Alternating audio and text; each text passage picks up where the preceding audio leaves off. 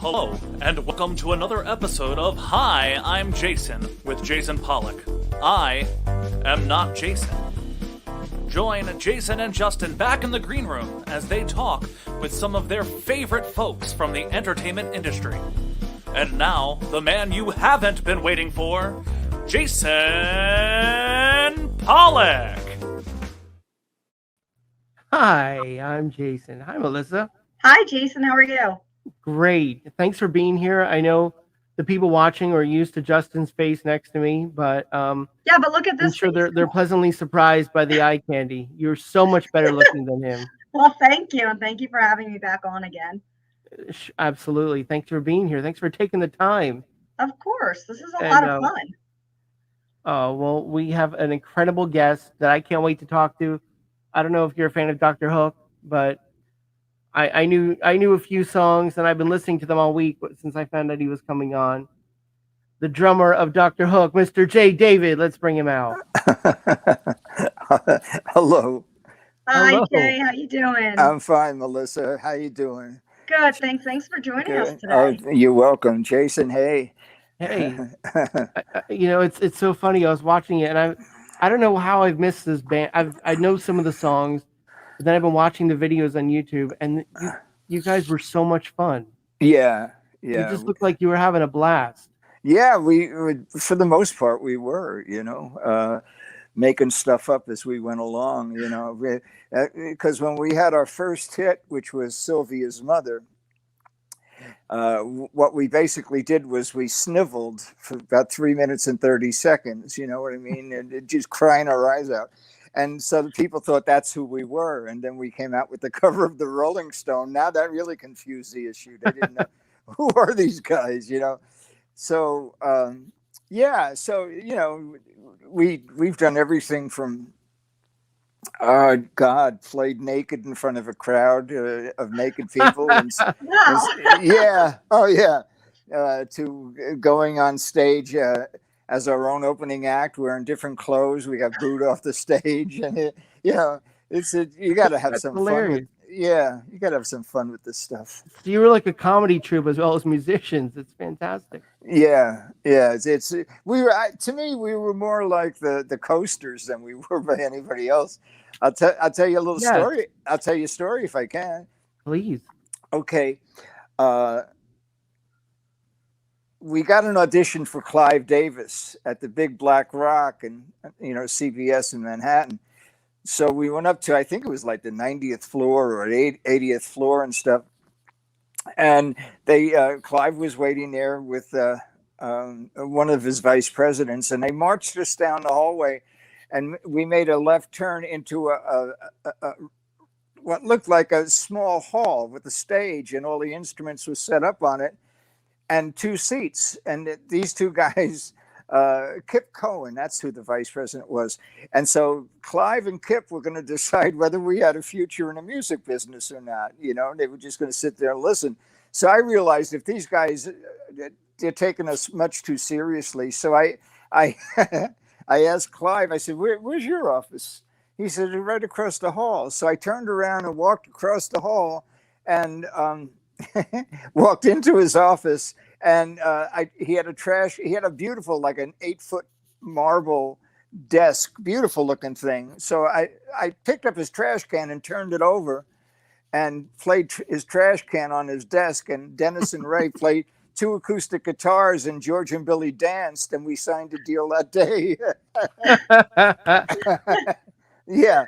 You sold after that. That's great. Oh yeah, we were good, but if these guys listen to Chicago and he's listening to Blood, Sweat and Tears, he's listening to all these big bands and doing all this stuff, and we would have been killed. They would have thrown us out on our butts. Get out of here, you bums. You were a talent. It worked though. You were such a talented band. Yeah, well, it took time to. The genesis of what happened in the band and what it wound up turning into, I had already left by that time. But we were having a good time, having a real good time. And it shows in your concerts. Oh, thanks. Yeah, thank you. yeah, we made quite a few videos, and even the videos changed. You know, the band changed after 3 albums. I left the band and then put a band together with David Crosby, and we toured until Crosby's hobby got him busted in Dallas, and His hobby. and yeah, so I was the only witness to that bust. So, and the reason I'm relating these stories to y'all now is because I'm writing my autobiography, and because I played with Brenda Lee back before Dr. Hook. I played Wow. with Benny King before Brenda Lee. I played Dan Hicks in a Hot Licks After Crosby. Were you a session drummer? I was, yeah, I was. That's how I got the offer to come be the drummer for Dr. Hook. They had a local kid, and it apparently wasn't working out for him. So yeah, You blended really well with the band, though. I mean, it just you had the look. You had it looked. If I didn't know, I would watch the one video of the cover of Rolling Stone and think, "Oh my God, it's the Manson family." yeah, yeah, exactly. That's why people would see us and they put their hands up, you know. Oh Lord, but yeah, it was the right time for all that stuff. Oh yeah, all the bands seemed like they had fun. The Mothers of Invention, for one, just had they all also had the crazy look. Yeah, we played on the same bill with the Mothers. Well, Frank Zappa, and then we played for a couple of weeks with the Grandmothers, which was the original Mothers of Invention that Frank fired, and so that they called themselves the Grandmothers. Jimmy Carl Black, yeah, Bunk Gardner, and all those guys. And we had a great time together. Great time. You know, with certain bands we had a great time with. Black Oak, Arkansas. We would hang out with those guys. They had a wine cellar stashed underneath their bus. You know, it was crazy. The buses were wonderful in those days. It was like a womb with a view, you know. And the big tour buses. Oh yeah, man. Oh yeah, those were great. You lived the rock star life for a long time. Yes. Say what? It's like a mansion on wheels. I mean, they're beautiful inside. Oh yeah, they are. Yeah, they are. I'll tell you another story if you don't mind. Please. Okay. All right. Well, it was New Year's Day. No, it wasn't. It was a couple of days before New Year's Eve, and we were coming from New Jersey through the Holland Tunnel, and we had we were doing a whole lot of substances in those days. Stop it. In the 60s? Are you kidding? I know. I know. Yeah, I've read a lot about drugs, you know. So here we are, and we're doing lines on the bus. And as part of the deal, we had Burt Reynolds' bus. And so these big stars would buy them from a place in Michigan that would tear them completely inside, and then they drive them down to Florida, and a company called Florida Coach would then build them to specifications for the people that bought the bus. This happened to be Burt Reynolds' bus, and it said Burt Reynolds on the front of it, you know, but it was the David Crosby band, and that was a band not to be trifled with, you know. It was amazing. But anyway, here we are doing lines, and as part of the service, they would give us the top 10 movies of the week in video cassette, because those were the days of video cassettes, you know, Beta and VHS, and the top 3 porn videotapes of the week or the month or whatever it was. So here we are doing lines, drinking champagne, watching a porn flick on the TV, and we're going through the Holland Tunnel, and I look over and I see about 50 really pissed off commuters, you know, standing on the bus looking like, oh man, you know, if I could call the cops on these people, I would. You know, it was crazy. It really was crazy, but I loved it. That's great. Yeah. So, you know, I got all these stories that are all going in the book. They need to be told. Yeah. Yeah, that's right. They do. I mean, we're left with our stories. Music will last, but our stories, I hope, too, will last.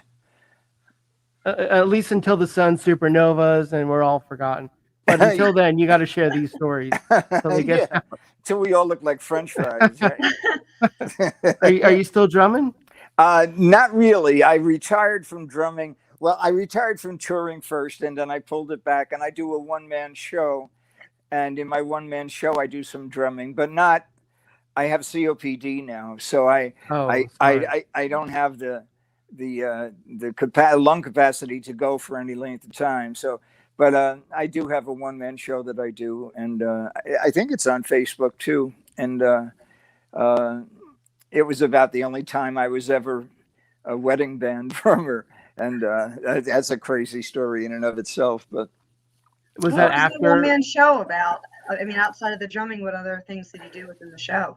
Well, what I did was I related a story, and the story was when. Okay, I'll tell you if you'd like to hear it. Yeah. Yeah. Oh, okay. In 1965, I had just come back from Greenland, from the country of Greenland, on a USO tour for a month, and I was playing at a club in New York City on West 45th Street called the Wagon Wheel. Now, the Wagon Wheel is a club. Let's see, which story was I telling you? Which story was I telling? The one-man show. Oh, yeah, okay. What one-man show was. Okay, sure, I'm showing my age too. Oh, you remember the Wagon Wheel, do you? So anyway, one night this guy comes up to me. This club was owned by the mob, and so one night this guy comes up to me and he says, "My boss wants to talk to you." And I thought, "Oh Lord, what have I done?" And so he says, "Come on outside." I come outside with this huge guy, bull neck, and there's a limo outside, and the window goes down, and it's this guy that was the head of the meat packing local. And you got to know, in 1965, the meat packing local, if you didn't play ball with these guys, you didn't get a hamburger, man. You know, and they were selling to all the restaurants and all of those people. And so everybody called. I'm going to interrupt you real quick, just so we have some comments asking who is the guest. I just want to let people know that we're talking live with Jay David, former drummer of Dr. Hook and David Crosby, and he's talking about his one-man show. And take it away, Jay. I'm sorry about that. Oh, that's okay. No problem, Jason. So the guy, they knew him on the street. His nickname was Meaty. That's with a very delicate New York City nickname. Yeah, Meaty. I'm talking to Meaty. So anyway, Meaty calls me over to the window and he says, "I heard you. I like the way you play. My daughter's getting married next June. I want you to play for the reception. You want to do that?" And who says no to Meaty? You know what I mean? Put people up on meat hooks. You know what I mean? Oh yeah, sure I do. So I was a very nice, clean-cut young fellow in those days. And so he says, "Okay, he's going to pay you some of the money now. He'll give you half, and then we'll give you the other half when you guys finish playing next June." I said, "Okay, thank you." So now the guy pays me, and now I got something in my calendar for a wedding for next June in Brooklyn, as it turns out. So I changed completely between December of '65 and June of '66. I started dropping acid all the time, and my hair went down all the way down my back, so I was not the same guy that he hired. And so come that June day, and I dropped a tab of my acid. The day of the wedding. Yeah, and I had some with me because you never know when you're going to need some. Thank God. And so I hired 3 guys to be my band, Tommy, Jimmy, and Wally. Now, these guys went to Long Island University. They were music majors, very proficient in their instruments. I liked all three of them, and none of them ever got high before. So, so I get out and I go into the hall, and the maitre d' says, "Set up right here." And there was a long hallway, and there was the stage right behind the front door. And I thought, this is weird because there's a banquet room inside where the where the band should be playing. I don't know why we're playing here, but okay. So I set my drums up, and in comes the other three guys. And as they're setting up their stuff, Tommy says to me, "Hey, Jay, you got any pot?" And I said, "No, but I got something else." Oh my God. And so they said, "Yeah, what do you got?" I said, "Acid, LSD." Wow, Jay's got LSD. And so they said, "Can we have some?" And I said, "Sure. Yeah, I'm already high myself. Sure, you can." Feeling So generous. yeah, very generous guy I was. So I gave each of them a tab of this acid, and the first thing I because I was already high, and but I was rather used to it, and This is during a mob wedding now. yeah, it is. And so the first, I realized how bad I screwed up when the guitar player came up to me and he says, "Jay, black spaghetti, Jay, black spaghetti." And he was pointing to his wires, the curly hue guitar wires that went into the amp. And I went, "Oh, damn. First timers. Oh, have I screwed up?" And at this point, I can't find the bass player, but he's sitting on the steps of the stage off to the side. I said, "Jimmy, what are you doing?" And he says, "I'm thinking, man." Oh, good. Oh, good. Very good. "Where's Wally, the keyboard player?" Nobody knew where Wally was. So I said, "Oh, all right, I better go look for him myself."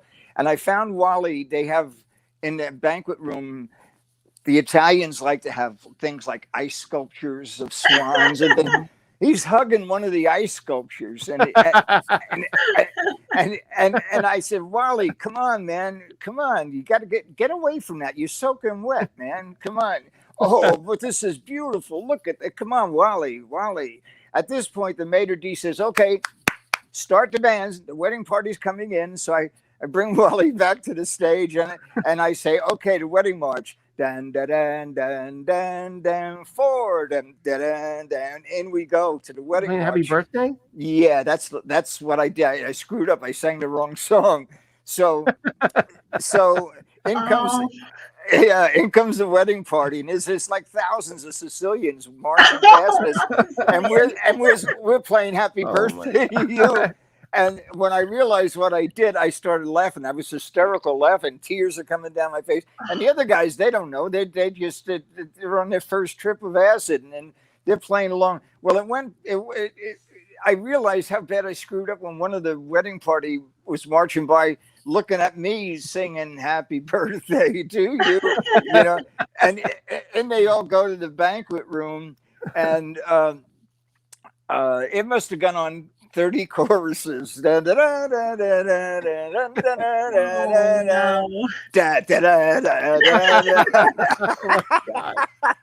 So we finish our 30 choruses, and with a flourish, we finally get to end it. Bang. And there wasn't a sound in the whole place. They're all in the banquet room, and we're out in the hallway. And so I hear Meaty is now coming to the stage, and I was like, "Oh shit, oh Lord." So anyways, he comes up, he says, "Here's your check, now get the hell out of here. I don't know what you're on."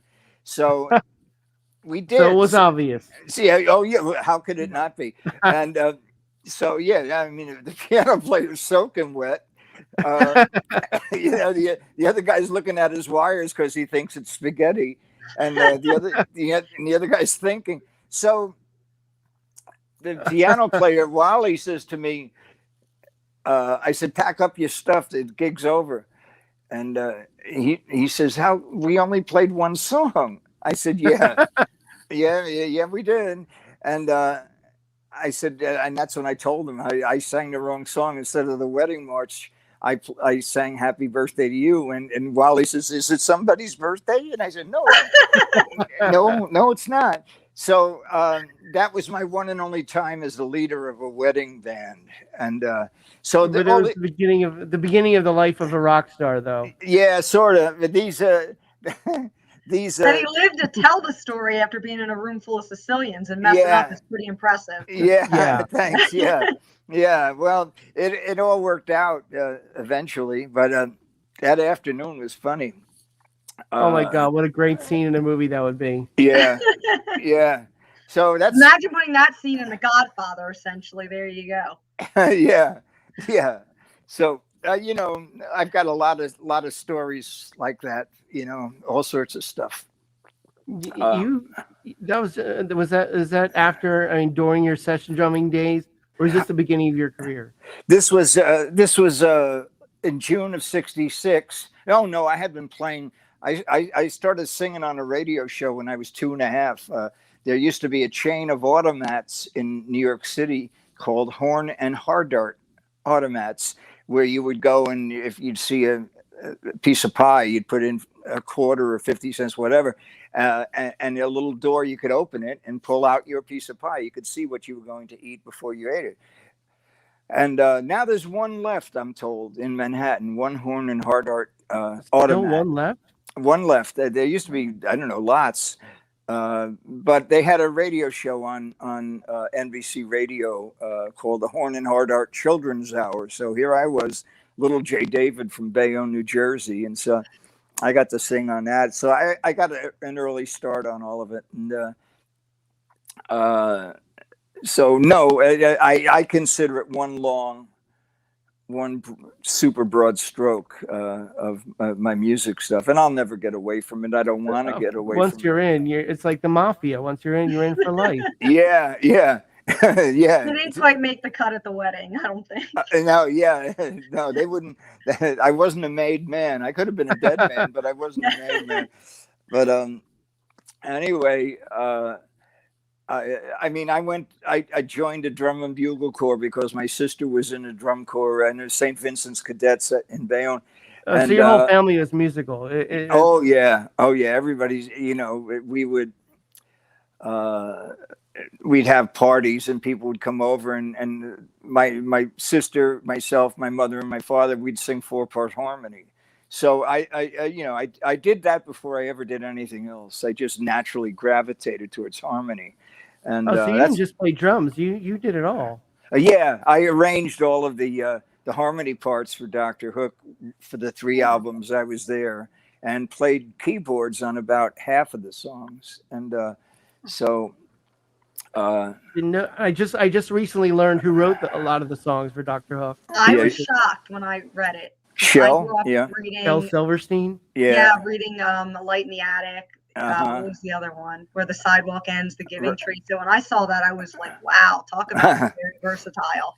Yeah, well, there's a lot of videos that are on YouTube of us, and they were actually taken on Shell's houseboat, and he was there, and he's in some of them with us. And we actually, the first thing we ever did was we did a movie with Dustin Hoffman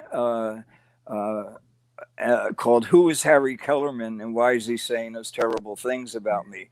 And not a good movie, and certainly not the longest title. It should be in the Guinness Book of Titles.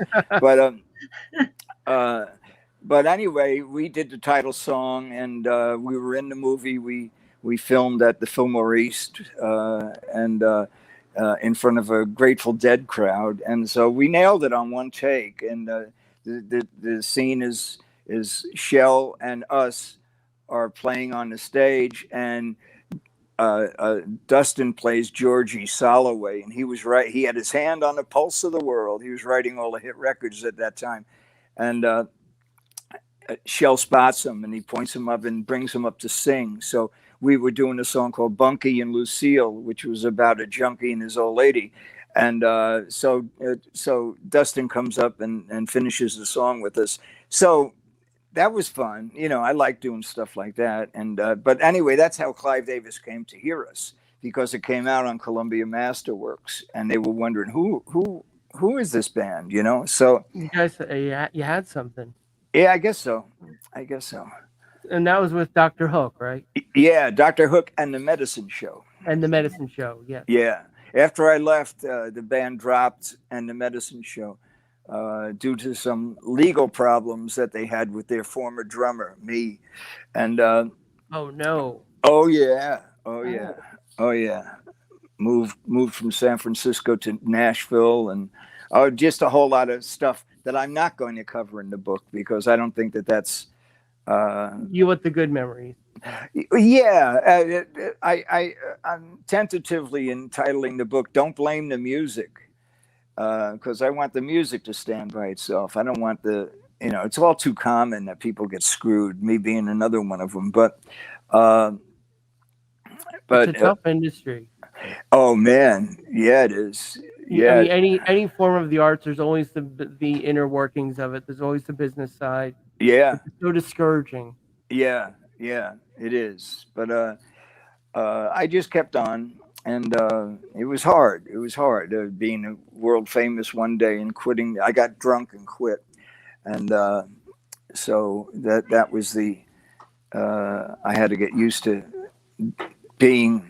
coming down to earth again, because there was a time that I was the party. When you're 28, 29, or 30, and you have a #1 record in the world, you are the party. Oh yeah. So, did you ever make it to the cover of the Rolling Stone? Yeah. That's yeah. great. Yeah. You have a question. You have a question from Nancy Weems. Did he ever record in Muscle Shoals, Alabama? Not with. I wasn't with the band at that time. I had already left, but the band did record in Muscle Shoals, I'm told. Oh, so you didn't do the famous yacht rock song, the "Sharing the Night Together"? No, that's why after I left the band never recorded their own music again.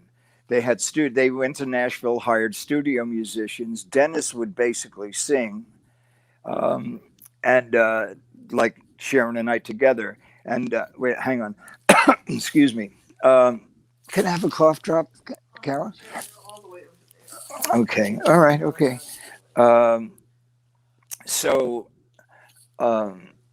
Dennis would sing these songs, and the band basically, to me, became their own cover band. You know what I mean? They'd go out and do what these guys did on a session. There's a noticeable difference between the late '60s, early '70s to the mid '70s. Yeah. Well, I got out in '73, so that's when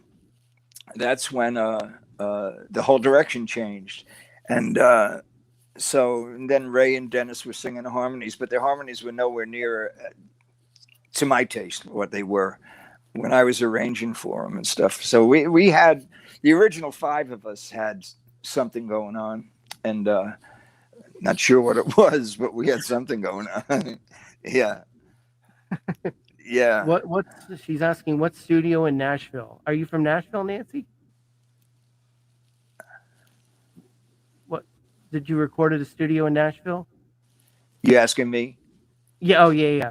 She asked, what studio in Nashville? Well, let's see. Bradley's Barn. I recorded with Brenda Lee before Dr. Hook, and I never recorded with Dr. Hook. I never even. I think they're still mad at me for quitting. But yeah. So yes, I recorded in Nashville, but not with Dr. Hook. But you got to do what's best for you. Yeah, indeed. So, but thank you. That was a good questions.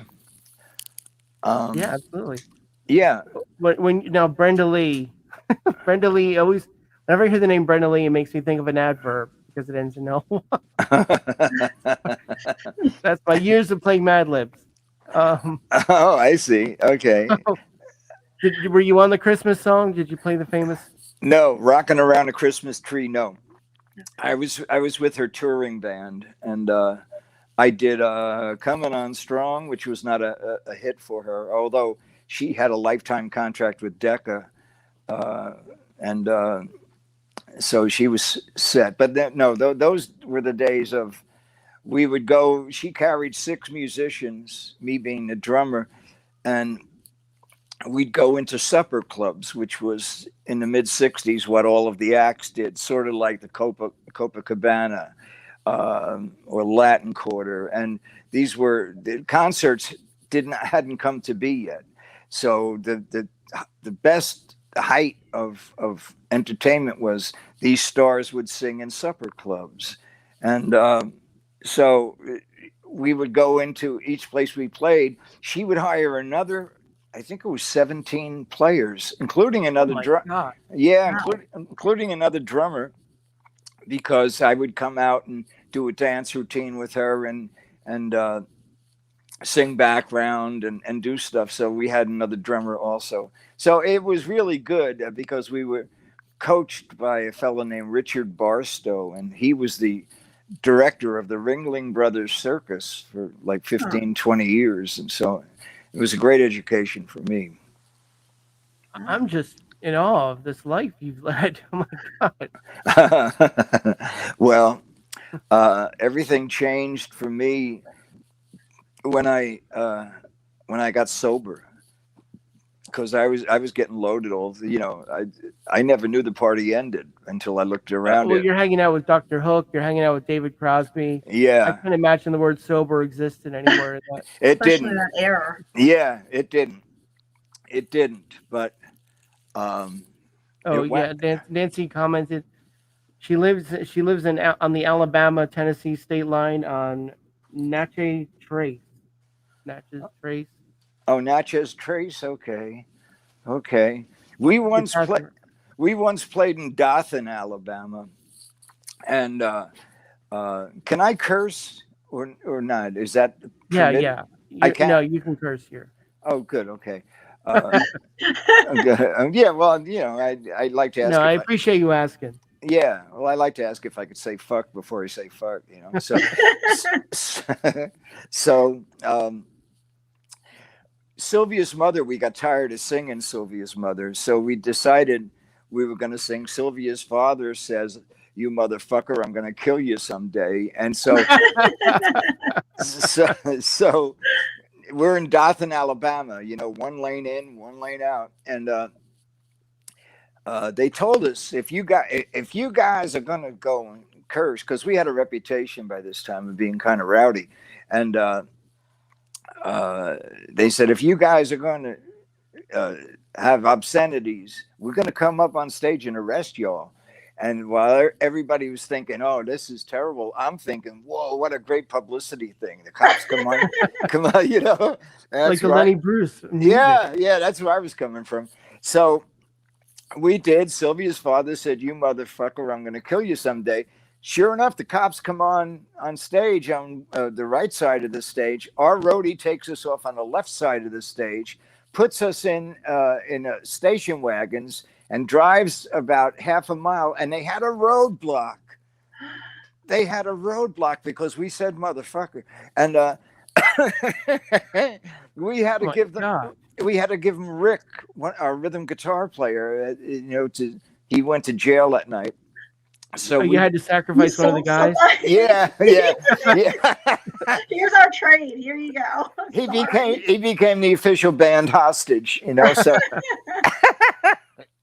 Oh my God! So that's what happened in Dothan. I can't help whenever I hear of Dothan, Alabama, or even Alabama, or even the Deep South. That's what I think of. I don't blame you. Wow, I don't think they've changed much. I think they've regressed if they've done anything. Oh my word! We just lost half our listeners. That should definitely go in the book. Yeah. Oh, all these things are going in the book. They are. Great. They are. Yeah. No, I'm sold to read this book, by the way. Just letting you know. Okay. Well, then you guys should ask me to be a friend of yours on Facebook, because that's how I'll notify all of my friends, all my people that follow me. My music. So, yeah. So ask me. Yeah, that'd be great. I'm certainly, after hearing some of your stories, I'm certainly really interested. Oh, we've Oh, been good. corrected. It's not Dothan, Alabama. It's Dothan. Oh yeah, of Alabama. course. How silly of me. I'm sorry. I lost my head. Yes, you were in the Bible Belt, she said. Yeah. Oh, deeply. Oh, there you go. That explains it. Yeah. Yeah, Bible Mhm. Belt. Sure. You know, your story almost reminds me of Alice's Restaurant. Oh Getting in yeah. trouble for saying the motherfucker. Oh. Oh. Meanwhile, you'd be in prison with a bunch of really mean people. Yeah. Yeah. What are Exactly. you in for? Littering? Yeah. Yeah. Yeah.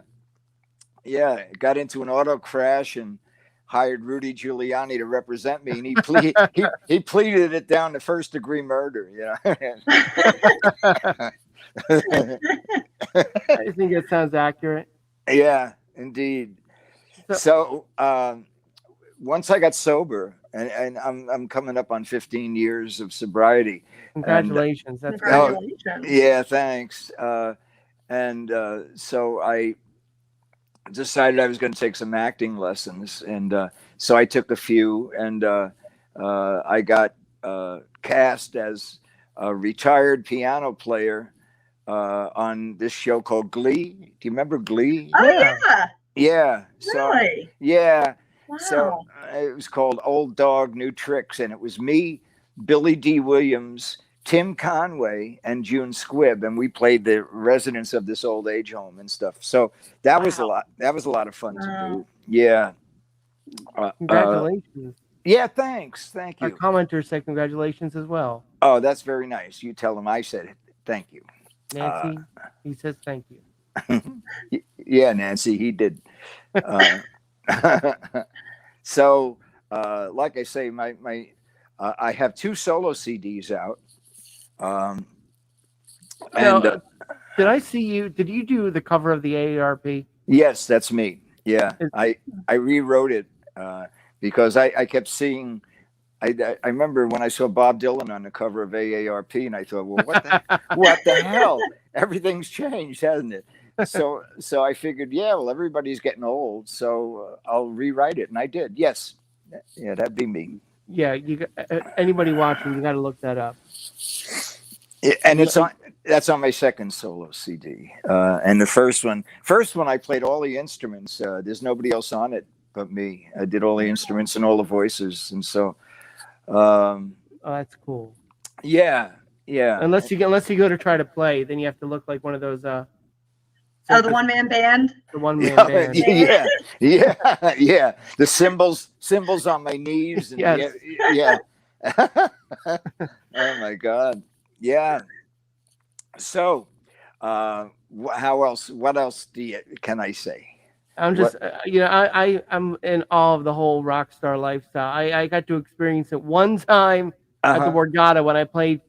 The band asked me to play tambourine with them for "Don't Fear the Reaper" for their last song. Oh, good. They wrapped up, and these girls came up to me and said, "You guys are great." Like, what? Oh, thanks. Oh yeah. Band left. Yeah. I had one of their schedules on me. I said, "Where you playing next?" "Oh, here. Let us buy you a drink." All right. I went with it. So before I was married, it was fine. Yeah, that's wonderful. I'll leave you with one more story if you don't mind. Is that okay? I would love to. Okay, all of these stories are going to be in there. I'll read it to you. I have it. Oh, excellent. All right, I'll read it to you. We're gonna live reading from the book. From the manuscript.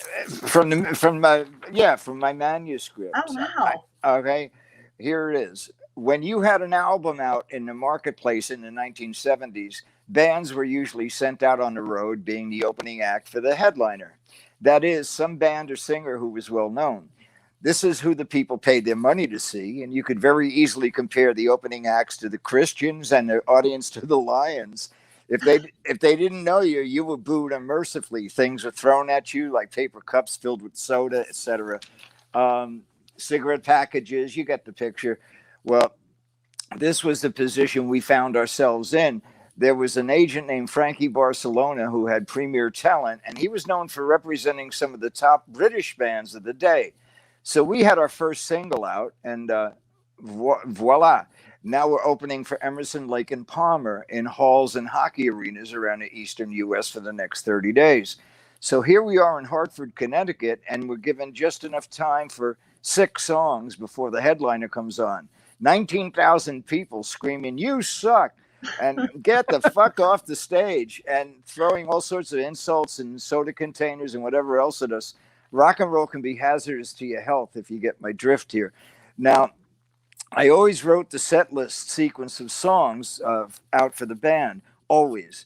Now, I don't remember what the first 5 songs were, truth be told, because I was too busy ducking the shit coming our way from the crowd.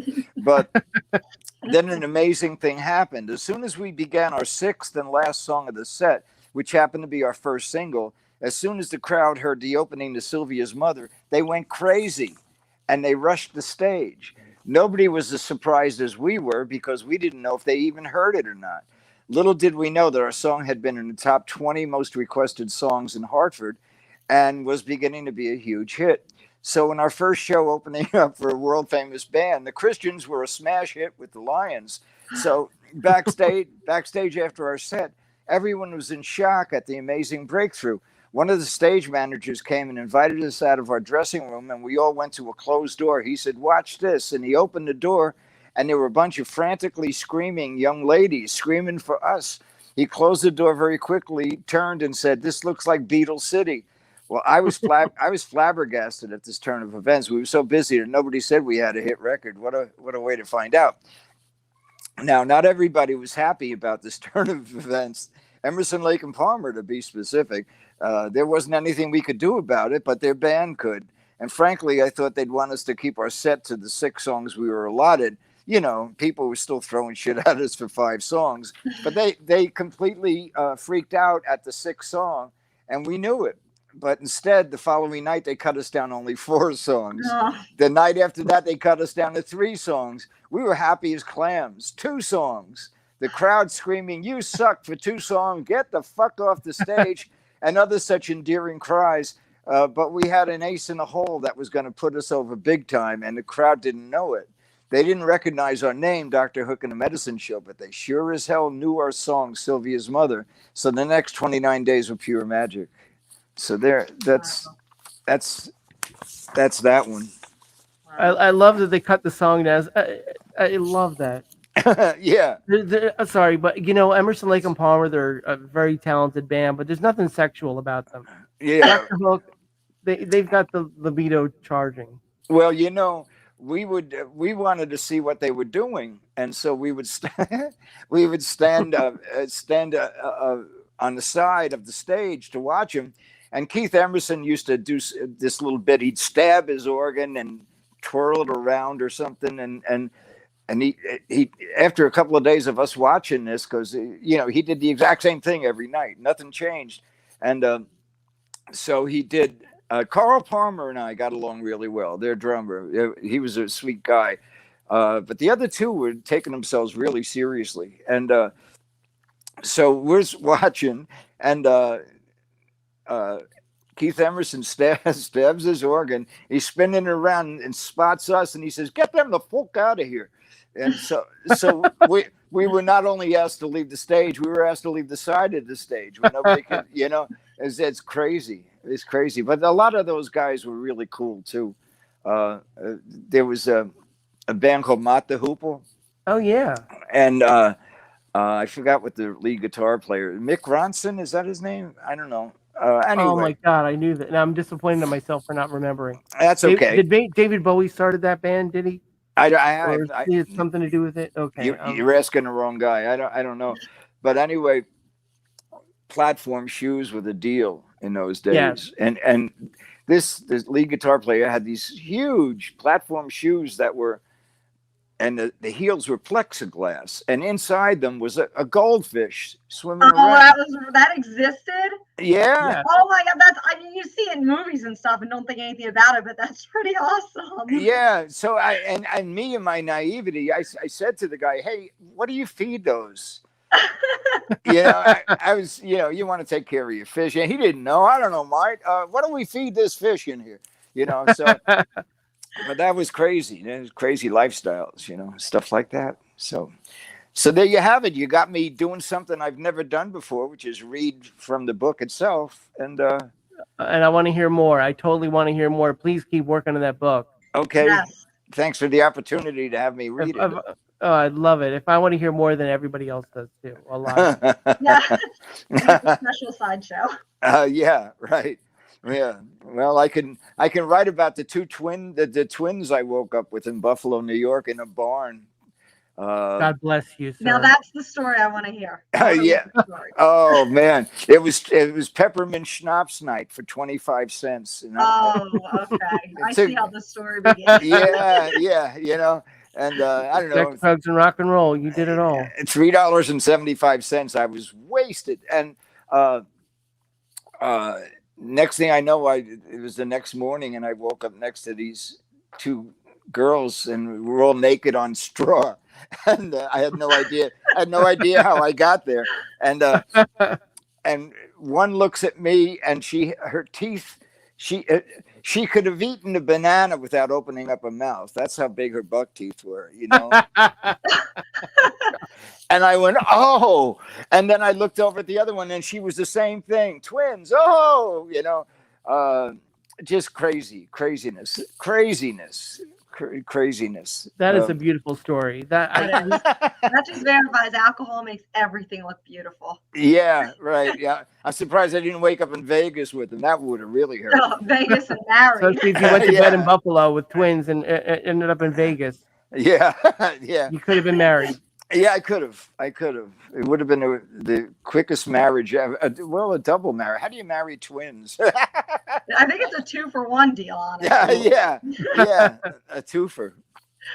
But anyways, there you have it. I hope you guys enjoyed the. Oh, that was so entertaining. Fantastic. Oh, thanks. I can't wait to tell my mom, because I told her about this, and I said, Dr. Hook. She goes, Dr. Hook, seriously? I was like, yeah. Because I won't give my mother's age away, but she grew up listening to that music, and she was just so excited. Well, you tell her I said thank you.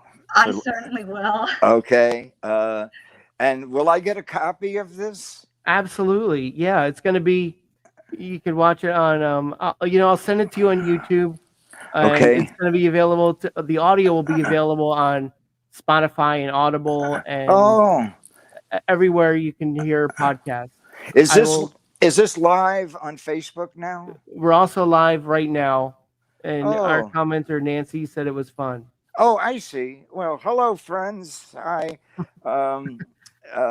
Yeah. So there you go.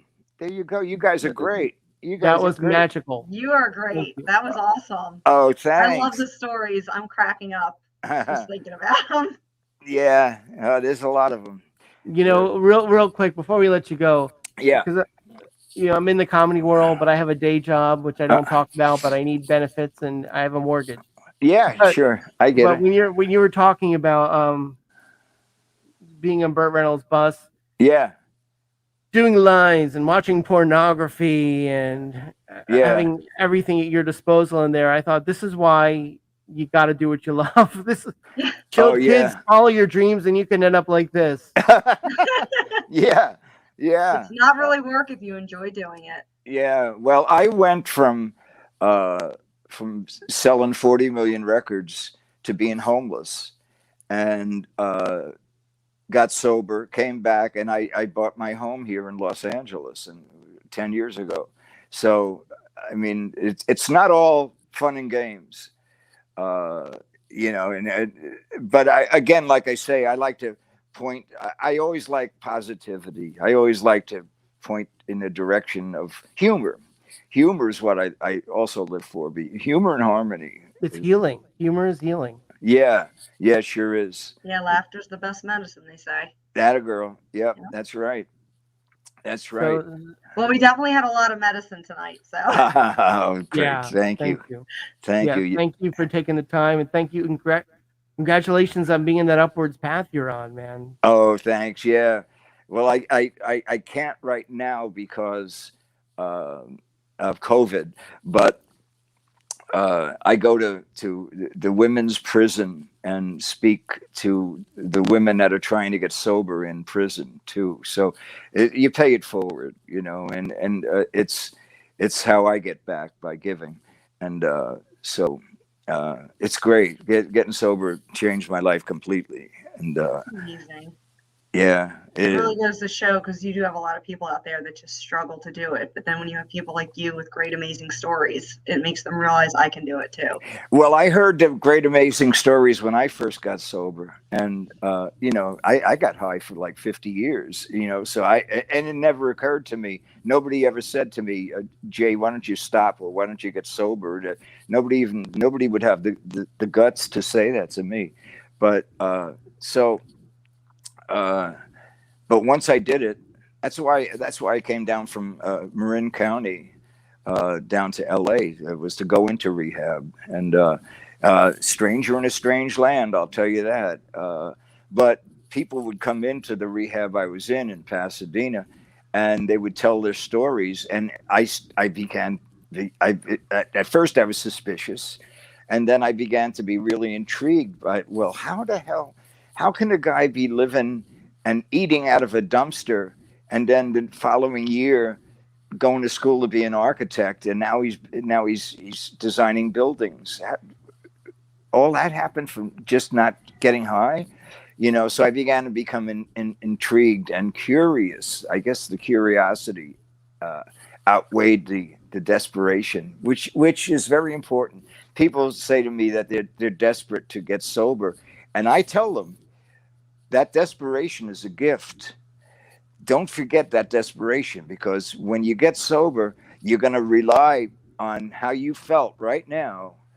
And so that desperation, you keep that with you, because that is a pearl of great price. You remember how low you can go and how far down you can get, and thank God and be grateful for your sobriety. So those are the things that I do these days now. I speak at a lot of meetings, although I haven't spoken at meetings I did. I spoke at one in July via Zoom. And, I love Zoom because the commute's great. I go from my bedroom to my living room. Yeah. Don't even have to put pants on. Yeah, that's right. How do you know I even have them on now? You don't have to prove it. I'm going to take your word for it. Okay. I'm looking at the clock, and Jay, thank you so much again. And you're quite welcome. You're ever on the East Coast, you always got a stage over here, man. Oh, that's wonderful. Thank you. God bless you both. Thanks so much, Jay. Okay. Good night. Thanks for watching. Sure. And yeah, you take care of yourself. Okay. Bye, everyone. Thanks again, Jay. Bye, everyone. You're Sorry we welcome. didn't get to all the comments. Take care, everybody. Thanks for watching.